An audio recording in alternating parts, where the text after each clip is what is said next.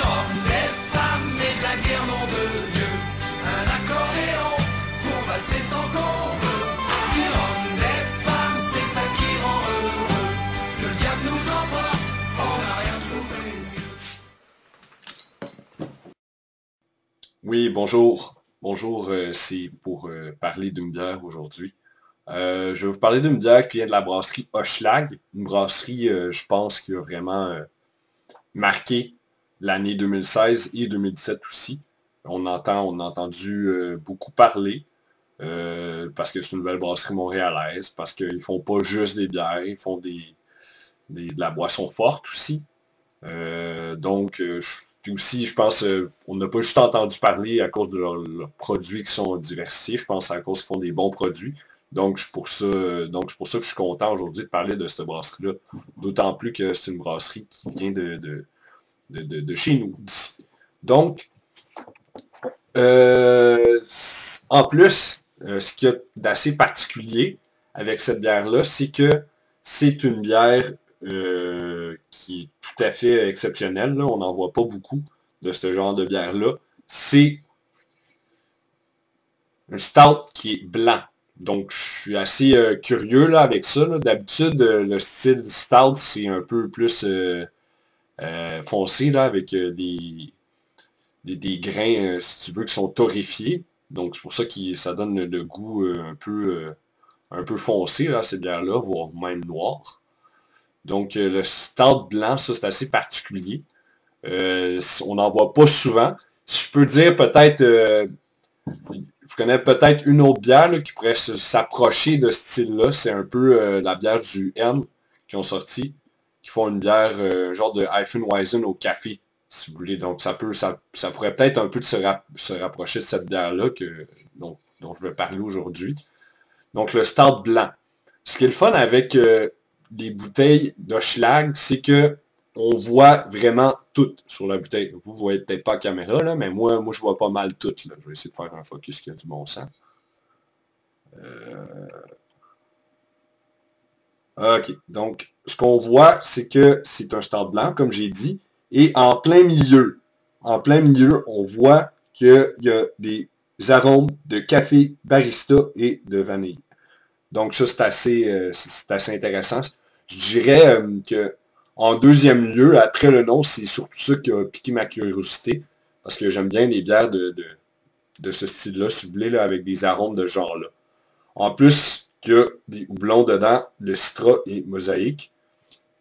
Donc, des très bons, des houblons, un houblon Citra, on en retrouve souvent dans les IPO, les bières fruitées. Donc, j'ai hâte de voir ce que ça peut donner avec une bière qui va être sûrement un peu plus chargée, sucrée. Donc, je pense que ça va être un accord qui est assez, qui va être le fun à découvrir. On ne voit plus grand-chose. En tout cas, le IBU, c'est 30 de cette bière-là. Comme j'ai dit là, au début, c'est vraiment le fun, ces bouteilles-là, parce qu'on voit toutes, comme c'est ça, vous ne voyez peut-être pas, là, mais moi, je vois pas mal toutes. On voit toutes les informations directes sur le dessus. Il y a pas de. Il manque rien. Il y a même le pH de la bière sur la bière. Donc c'est assez rare qu'on peut retrouver ça sur une bière. Là. Je ne connais pas d'autres brasseries qui indiquent le pH de leur bière directement sur les bouteilles. Donc si je peux un peu parler de l'apparence de la bouteille, l'esthétique, je l'aime vraiment. Hochelag, ça vient du nom Hochelaga. Hochelaga qui était un village iroquois au pied du Mont-Royal.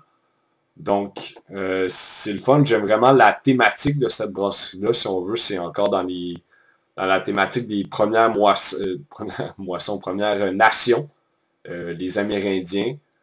C'est un monde qui est assez intéressant, qui peut créer des bières qui sont assez exceptionnelles. Pete Caribou en a déjà fait la démonstration. Donc, on voit ici le logo d'un genre de petit... passer un genre de totem avec un oiseau dessus. Là. C'est un genre de totem avec un oiseau avec des ailes. Donc, c'est ça. En arrière-plan, on voit qu'il y a des genres de plantes. Je ne sais pas si c'est des plantes de vanille ou de café là, qui pourraient être en arrière. Ça, je ne sais pas, c'est un peu dur à dire. Mais c'est le fun. C'est le fun. En plus, c'est rare qu'on voit des bouteilles avec ce fini-là. C'est un fini qui est assez mat. on voit pas au travers là, la bouteille. Je sais même pas en ce moment si le niveau du liquide il est là ou s'il est plus ici. Là. Je peux même pas savoir parce qu'on voit absolument rien au travers de la bouteille. C'est assez rare de voir un fini de ce genre-là. Donc, pour l'esthétique de la bouteille, moi, ce que j'aime vraiment, comme j'ai dit, c'est qu'on a toutes les informations, c'est clair, c'est direct, c'est parfait. Donc, moi, je donnerais un bon 10 sur 10 là, pour l'esthétique de la bouteille. J'ai oublié de mentionner, c'est une bière qui est brassée avec du café barista du micro-torréfacteur qui s'appelle Barista. Donc, c'est le fun d'avoir un café qui est local aussi dans la bière. C'est une bière qui n'est pas donnée, par exemple, évidemment, comme toutes les microbrasseries, c'est assez coûteux comme prix. Donc, bon, ben, je vais l'ouvrir. Je vais pas vraiment d'autres choses à dire. Donc, je vais ouvrir la bière.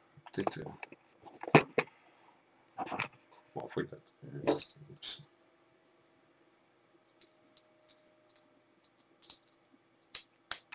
ça.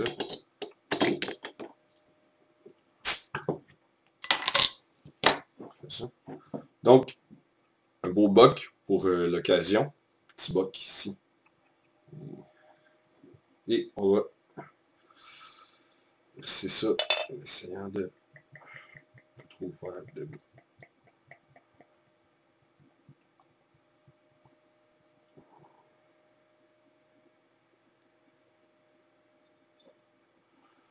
OK. Je m'attendais à quelque chose, personnellement, d'un peu plus clair, mais étonnamment, à la caméra, elle a l'air vraiment claire, là, mais en réalité, elle est assez foncée, la bière. C'est un blond, mais assez foncé. On voit que c'est une bière aussi qui est très active. Il y a beaucoup de bulles dedans, une bonne carbonation. Euh, Donc, c'est ça. J'aime bien la couleur, sérieusement. C'est intéressant. Hey, coudonc, la caméra, s'il vous plaît. S'il vous plaît. Ici. Donc, c'est une bière qui est assez intéressante du point de vue de la couleur, comme j'ai dit. Elle est assez opaque. La couleur, comme j'ai dit, est assez opaque. C'est un blond, disons, qui tire sur le brun, avec un col qui est assez consistant. Et donc, ça, c'est intéressant. On voit qu'il y a du contenu. Ça augure bien. Donc, pour la couleur, je donnerais peut-être je sais pas. Bon, je vois pas vraiment de problème à date là, avec ça. Donc, je dirais avec un 8.5 sur 10. Là, je veux pas non plus surestimer la bière, ni la sous-estimer. Donc, okay. La bière, elle sent plutôt la bière. Elle sent pas vraiment le café et la vanille. Mais je m'attends à ce que dans le goût, on puisse retrouver ces saveurs-là.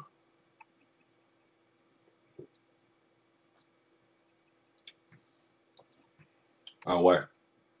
C'est tout en subtilité, tout en douceur. C'est vraiment... ouais. J'ai l'impression de boire un peu... je suis pas un amateur de café, mais un genre de café, mais assez smooth. J'imagine que ça doit goûter pas loin de ça, un genre de café assez doux. Pas trop corsé. J'ai même pas dit la bière, c'est 5,6% d'alcool. On goûte pas l'alcool dans la bière, donc ça, c'est très bon signe.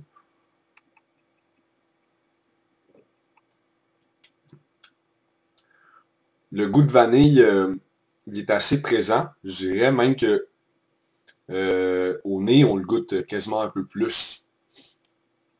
On le goûte plus. C'est lui qui domine, je dirais, la fin de la bière. C'est vraiment lui que je goûte à la fin. Tandis que le café, je le goûte quand la bière vraiment passe dans la bouche. Puis ensuite, on a une finale de café avec des notes sucrées à la fin de la bière. Donc, ça donne une bière qui est assez légère, qui est vraiment le fun à savourer, évidemment. Il n'y a rien de lourd là-dedans, il n'y a rien de trop surchargé. Donc, je pense que c'est vraiment une réussite, cette bière-là. J'aime bien la bière. C'est une très bonne bière. Je la recommande à tout le monde. Donc, je pense que pour le goût, vraiment, là, je vais être généreux. Je vais donner un 9 sur 10. Je l'aime bien. En plus que quelqu'un qui sait se démarquer comme ça, une brasserie qui sait se démarquer, euh, j'aime ça. C'est pas, je trouve, personnellement, je trouve pas que c'est toujours réussi, là. Essayer bon, pousser les limites un peu, mais là, dans ce cas-ci, je dois dire que c'est, à mon avis, ça a très bien été fait. Donc, c'est ça.